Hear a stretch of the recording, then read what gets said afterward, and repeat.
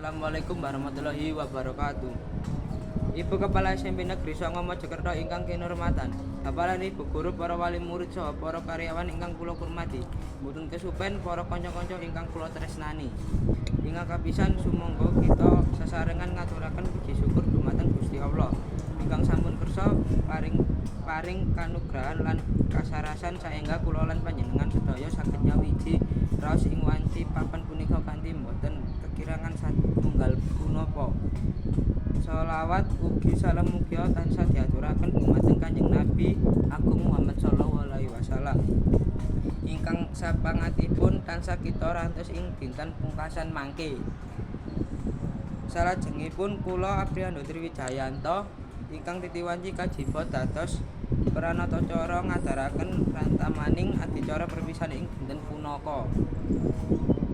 Ngenani rantamaning adicara ingkang badhe kalampahan inggih punika: setunggal atur pambuka, kalih atur pangandikan saking ketua panitia perpisahan, 3 pentas seni saking kelas 7 lan kelas 8, sekawan atur perpisahan saking sesulihipun kelas 9, gangsal atur pangandikan saking kepala sekolah SMP Negeri Songo Mojokerto, 6 donga penutup.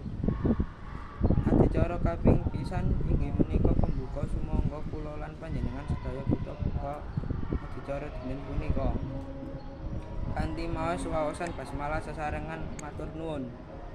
Adicara kaping kalih inggih menika atur pangandikan saking ketua panitia dumateng ketua panitia wekdal saha papan kula aturaken sumangga matur nuwun. Adicara ingkang kaping 3 inggih menika pentas seni karawitan lan pentas drama tradisional saking kelas 7 lan kelas 8 kagem ingkang kajiba papan ugi wekdal kula aturaken sumangga matur nuwun. Adicara salajenge utawi ingkang kaping sekawan inggih menika atur perpisahan ingkang badhe dipun andharaken dening sesulihipun kelas 9 kagem ingkang kajiba papan ugi wekdal kula aturaken sumangga matur nuwun.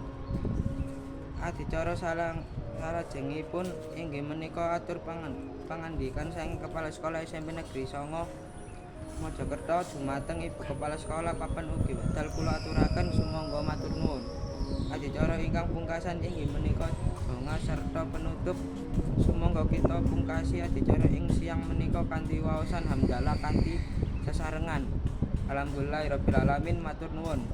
Para rawuh ingkang kinurmatan, kula minangka pranatacara ngaturaken agunging samudra pangkasama dumateng para rawuh menawi wonten kirangipun angen kula matur santen toyaning klapa nyuwun pangapunten saking kelepatan kula. Wassalamualaikum warahmatullahi wabarakatuh.